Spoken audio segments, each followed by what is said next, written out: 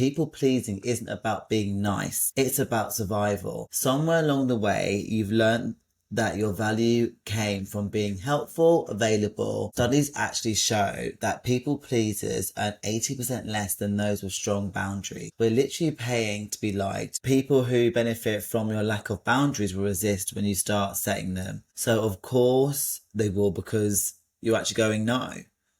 But over time, it will get better. Welcome back to the Holistic Hustle. I'm Stella, your host, and today we're talking all about the most expensive word in the vocabulary. And yes, it is expensive. Every unnecessary yes costs you time, energy, and honestly, parts of your soul. And in 2025, after years of pandemic, boundary collapse, and the rise of quiet quitting, we're all trying to figure out how to protect our energy without burning bridges. So now it's time to dive in. I've been really excited about doing this episode because I think we all struggle with it. Whether we're a person that has a lot of, boundaries and we know when to say yes, know when to say no, but actually, if you was to really think about your loved ones and your family members, and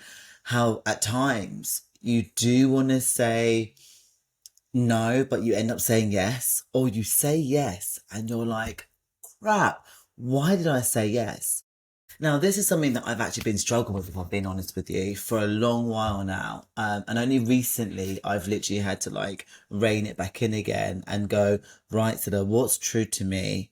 What would I tell my client if she was feeling this way? And also reassess who I actually want in my life, because there's times where we don't actually do that. So if you're someone like me at the moment that struggles with boundaries and we're always saying yes when we should be saying no, or we're saying no and we're feeling super, super guilty, or we say yes and we still feel guilty because really and truly we don't want to go, but we go anyway.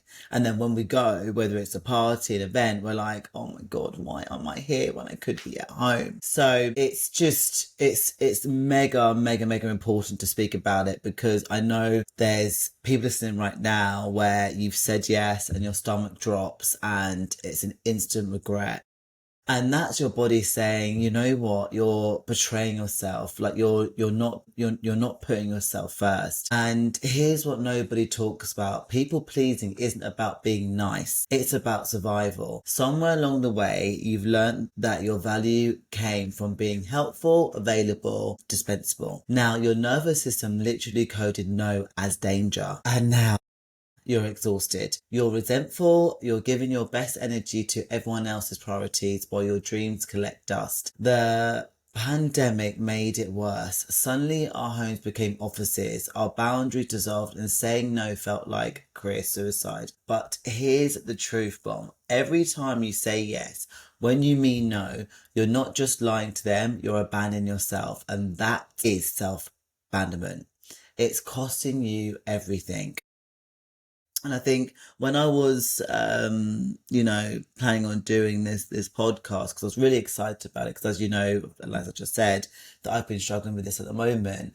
But when I look back and I was thought, let me just actually get facts and figures together here. And studies actually show that people pleasers earn 80% less than those with strong boundaries.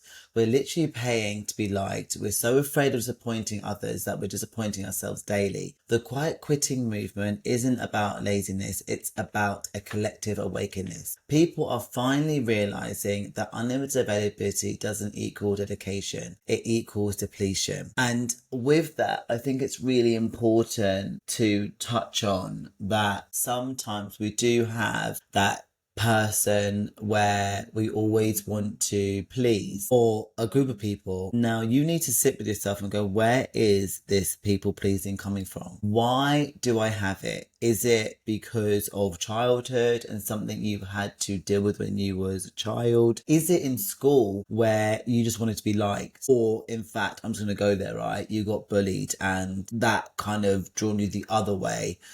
in your life. And that's really not really having the boundaries or not knowing how to even create boundaries, right?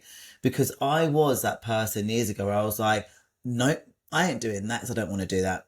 Or forget that. Like, I'm going to put myself first. But yes, with the pandemic, it did change us massively. We craved people's attention when we came out of the pandemic. We wanted to be loved more. We wanted to be hugged. We wanted to be liked. We wanted to be held. We wanted to be heard. So there was so much that I think we're all sort of suffering with, right? But until we go within and we actually realize what the hell is going on, what the helly, it's a new trend. I don't know why I said that, just had an itch to say it. But until we find the actual cause, we can't really go to what it is that we want to do. Now, there's also been times where I've actually said, you know what? I don't want to do this. I've gone and done it anyway because I felt that's the best point of action. However, I actually celebrated that I went and I closed the door on that chapter. So guys, I want you to kind of think about when you are saying yes, you know, is it a time where actually you confront that person, or you want to actually say goodbye to that relationship, or you just, you know, you don't go at all? Now, you need to also go within to think, how am I feeling right now? How can I overcome this? Because you need to also be comfortable being uncomfortable. And this is something that's really, really, really, really, really struggling, because if you don't understand this, you're going to do it anyway. And then if you keep doing it, it's like anything, right? You do more and more and more. The water falls up, falls up, falls up, falls up, falls up, and then now it's all full, and then it's just overflowing, right? You just explode like the volcano. So you need to know when to draw the line, to know when it's right for you. So boundaries are sacred, and let's reframe this completely. Boundaries aren't walls, they're bridges. They're not about keeping people out. They're about letting the right things in. So if you think about it, when you say yes to everything, your yes means nothing. But when you're selective, when you protect your energy like the precious resource it is, your yes becomes powerful, and also powerful to you. And I feel there's times where I've had to, you know, say to clients, it's, you know, putting the boundaries and going, you know what, I can't talk right now. You know, it's after hours. I'm walking my dogs, like, and knowing that sometimes when you're so accessible, you know, people are then used to it. But it's okay to also explain yourself. You don't need to over explain yourself, by the way. It's not what I'm saying. But, you know, putting your boundaries down and saying, actually, this is why I don't want to do it. That's also okay too. And the more you do that, the more you get comfortable in that energy. And then you start, you know, it's so cliche, but you actually get comfortable being uncomfortable. So remember that there's power in that, and people actually value what you offer more, and the fact that you're putting yourself first. So if you've got the right people around you, they're going to go, actually, babe, it's okay. Like, crack on. I totally get it. Get the rest, or I'll speak to you later. And then when you get that reaction, like, oh, that's literally the reaction of what I wanted. I was just so caught up in my head thinking that, you know, they're going to freak out. They're going to go, oh no, I need to speak to you now. So you'll realize that when you do, you know, have your boundaries, when you do decide to put yourself first, your energy and your frequency and vibration does change. And that's also okay. So you can also outgrow people, and that's fine. No matter what level you meet them or where you are in the world, like, you can change, and that's also okay. So here's what changed everything for me. Boundaries are not about them. They're about you. You're not responsible for other people's emotions, reactions to your responsible limits. So you're not responsible for other people's emotional reactions to your reasonable limits. Let's read that again. You're not responsible for other people's emotional reactions to your reasonable limits. So, as I said, it's okay when a client wants to speak to you after hours. It's okay to say, actually, you can't right now because you're spending time with your loved ones. And when your friend needs to meet you for something and say you don't really feel it, that's also okay. Like, it's okay to, you know, not be so okay, I'll do that. Or if an email comes through, even if it's late at night, yes, I better answer that. Like, it's okay to also say no. It doesn't mean that you're less than a co-worker. Like, it doesn't mean that you're less than and you're not productive. It doesn't mean that at all. So just remember, what does your inner being want? What does your inner self need? And how can you really show up for you? And then when you start doing that, I think a lot of people end up respecting you for it as well. So you have to remember, like, value yourself first. Also, when you're in these predicaments, don't be afraid to go, actually, what would I say to a friend if they were in my shoes right now? And the moment you start treating your boundaries like a non-negotiable, everything shifts and people show up or they don't show up or they're not in your life anymore, and you walk away. And you don't need to be confrontational. You don't need to you know, be like guns blazing, right, that's it, or ball in the china shop, okay, that's it, I'm gonna have it all out. Like, you don't need to do that. And I think that's a massive lesson for me, because before that's it, I was like, I'm having it out, my friend, I'm having it out, I want everything on the table, I want all the cards on the table. As I've got older, I'm like, actually, do I, or am I just wasting more energy on this? Or is it my ego talking more than Stella? And half the time the ego wants to show up and kind of put their 2p in, and just know where their ego is coming from. And if it is there, act out of love and just step aside and let your ego go to bay. All right? Boundary setting is what you really need to consider doing to move yourself forward. And with that, it's all about keeping it neutral and direct. First, acknowledge the request without apologizing. And, that's a huge thing. So it's how you communicate the way that you want to say no can be perceived. So there can be so much power being perceived in that way, rather than just going, no, that's it. You know what I mean? Being so prompt, and another abrupt. Another other person is like, oh, that was a bit harsh. So think about how you can communicate this to a point where you're stating the obvious, but actually you're stating your clear boundaries, and it doesn't come across so forceful. And if it does, go back to, okay, are you finding it hard to communicate this? If you are, take a step back and go, right, how do I communicate this to the person that I respect? And that should really reframe how you communicate it. And then really think about what kind of sort of advice would you tell your best friend? And then, reframe it that way, so you're more considerate how you put your point across. So there's a lot of ways you can do it, and you have to just reframe or reword the sentence.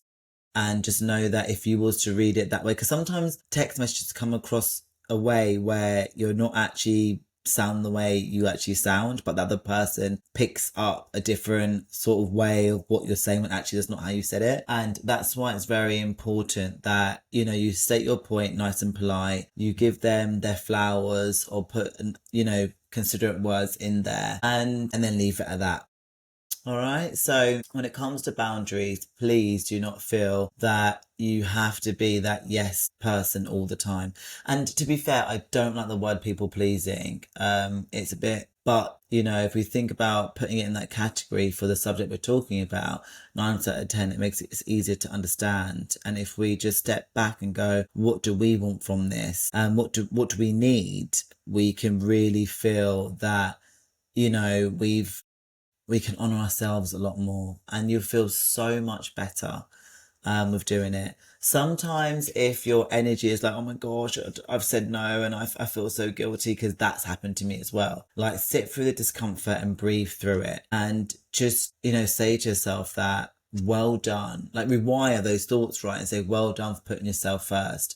You didn't abandon yourself, and just sit in that for 5 seconds of awkwardness and watch it just fizzle out, and then just see it released and go into the ethers or the air, and take a minute. Okay. So the guilt part is huge. We all have guilt when it comes to boundaries, and do they hate me? What if I lose the opportunity? What if they think I'm selfish? But as I said, like, guilt is when you've actually done something wrong, right? So our emotion could lead to feeling guilty, but actually it's not that. So sometimes you need to really learn the difference between, you know, feeling guilty or that person trying to manipulate you to be feeling bad because you said no in the first place. And people who benefit from your lack of boundaries will resist when you start setting them.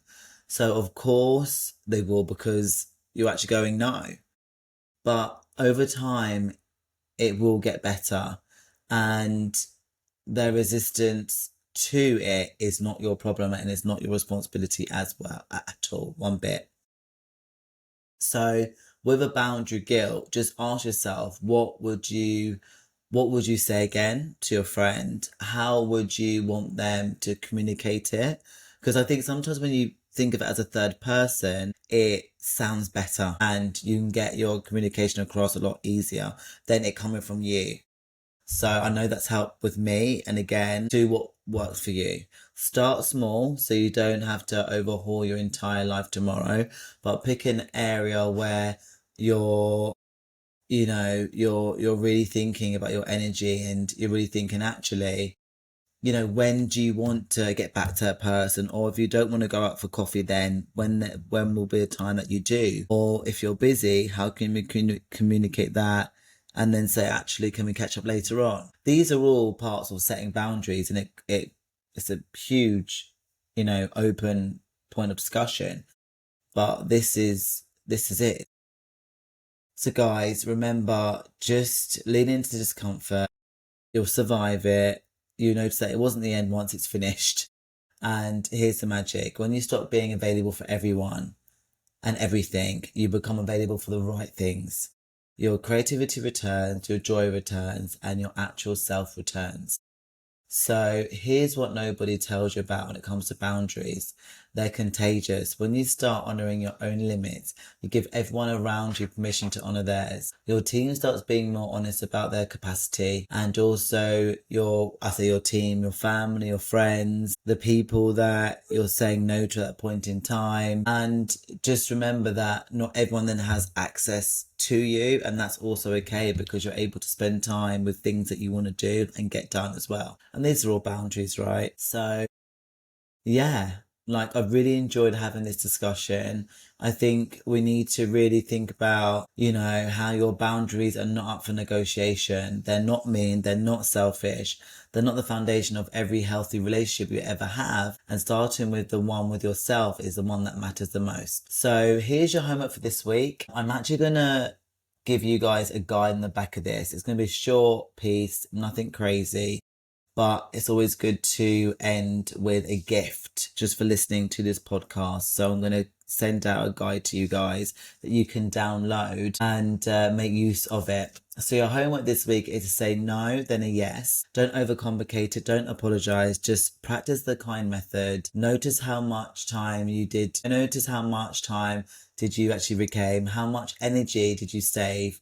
And what became possible because you said no to what wasn't aligned? Share your boundaries with me on my podcast. Let me know. Let's normalize protecting our energy with the same dedication we give to serving others. And remember, no is a complete sentence. Your boundaries are sacred, and the right people respect them. The wrong people will reveal themselves. So next week, we're diving into biohacking for the busy women, and I'm sharing the 3 biohacks that gave me back 2 hours of productive energy every single day. Until then, protect your energy like your life depends on it, because honestly, it does. Stay boundary, stay powerful. And guys, on that note, I love you dearly. I'm off. Ciao, ciao for now. Peace.